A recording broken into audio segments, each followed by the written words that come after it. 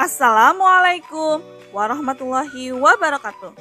Kembali lagi bersama Ibu Neneng Kurniawati di YouTube channel Neneng Kurniawati. Pada video kali ini kita akan belajar materi bab 6 mengenai teorema Pitagoras. Teorema Pitagoras atau biasa disebut dalil Pitagoras.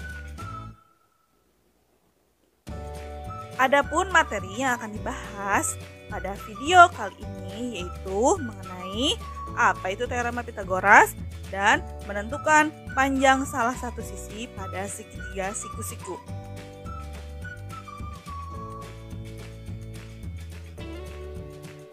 Apa itu teorema Pitagoras atau biasa yang disebut dengan dalil Pitagoras? Jika ada segitiga siku-siku, berarti besarnya 90 derajat.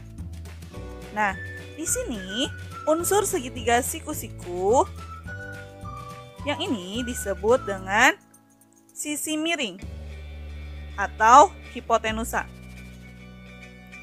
Sisi yang ini disebut dengan sisi siku-siku. Sisi siku-siku adalah sisi yang mengapit sudut siku-siku atau sudut 90 derajat. Nah, jadi sisi siku-siku ini merupakan sisi yang mengapit sudut siku-siku atau sudut 90 derajat. Sedangkan sisi miring atau hipotenusa adalah sisi terpanjang atau sisi yang tepat berada di depan sudut 90 derajat atau sudut siku-siku. Jadi, unsur-unsur segitiga siku-siku ada yang disebut dengan sisi miring, yaitu sisi yang tepat berada di depan sudut 90 derajat, dan sisi siku-siku yaitu sisi yang mengapit sudut 90 derajat atau sudut siku-siku.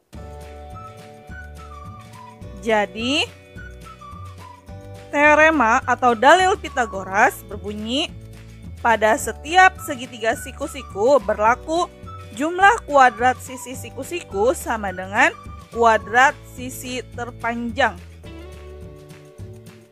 Nah, misalkan di sini ada segitiga siku-siku dengan masing-masing panjang sisinya A, B, dan C.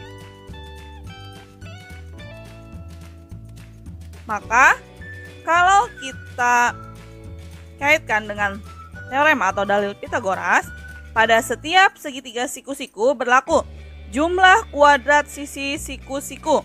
Nah, tadi sisi siku-siku adalah sisi yang mengapit sudut 90 derajat. Nah, di sini sudut 90 derajat atau sudut siku-siku.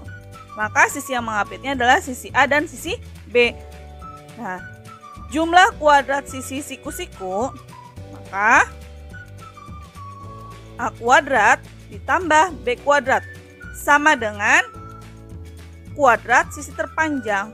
Nah, tadi sisi terpanjang adalah sisi yang berada di depan sudut siku-siku atau sudut 90 derajat, yaitu sisi C sama dengan C kuadrat.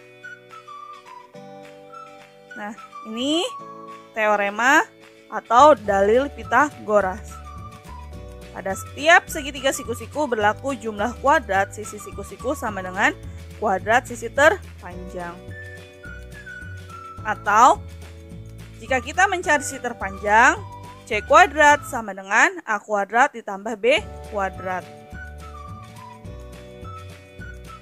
Nah, selanjutnya, jika kita ingin mencari panjang sisi salah satu sisi siku-sikunya, misalnya kita ingin mencari panjang A, maka dari C kuadrat sama dengan A kuadrat plus B kuadrat menjadi A kuadrat sama dengan C kuadrat dikurang B kuadrat. Selanjutnya, jika kita ingin mencari panjang sisi B sama dengan C kuadrat min A kuadrat. Jadi untuk mencari panjang salah satu sisi siku-siku adalah sisi terpanjang dikurang sisi siku-siku yang lainnya. Nah, di sini ada keterangan C adalah sisi terpanjang atau sisi miring atau hipotenusa. A dan B adalah sisi yang mengapit sudut siku-siku.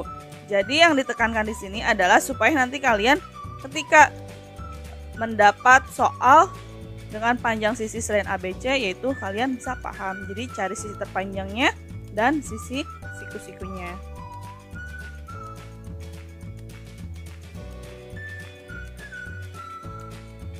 Tentukan hipotenusanya.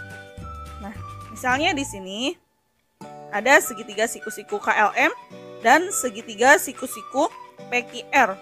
Mana sisi hipotenusanya? Hipotenusa tadi adalah sisi miring atau sisi terpanjang. Di mana letak sisi terpanjang? Yaitu tepat di depan sudut siku-siku atau sudut 90 derajat. Nomor 1.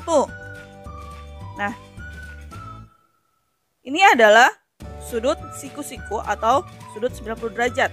Maka sisi yang berada di depan sudut siku-siku adalah sisi M ya. Nah, maka hipotenusa atau sisi miringnya atau sisi terpanjangnya adalah sisi M ya. Maka M kuadrat sama dengan K. K dan L adalah sisi siku-sikunya. M kuadrat sama dengan K kuadrat ditambah L kuadrat.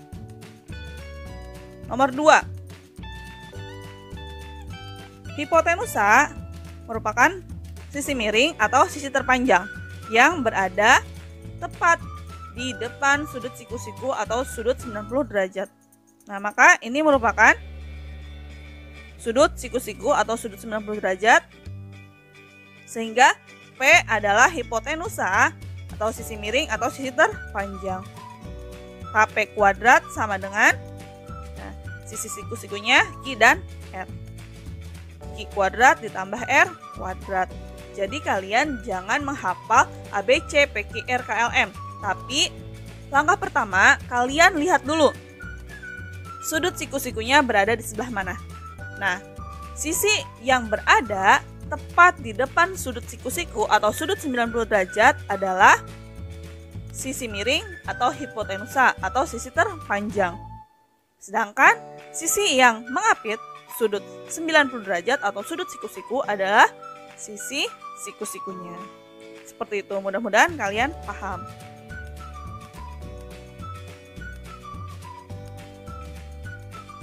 Selanjutnya, menentukan panjang sisi yang belum diketahui. Nah, di sini ada segitiga siku-siku. Sekarang nomor 1, sisi yang belum diketahui adalah sisi C ya. Nah, sisi C ini merupakan sisi yang berada tepat di depan sudut siku-siku.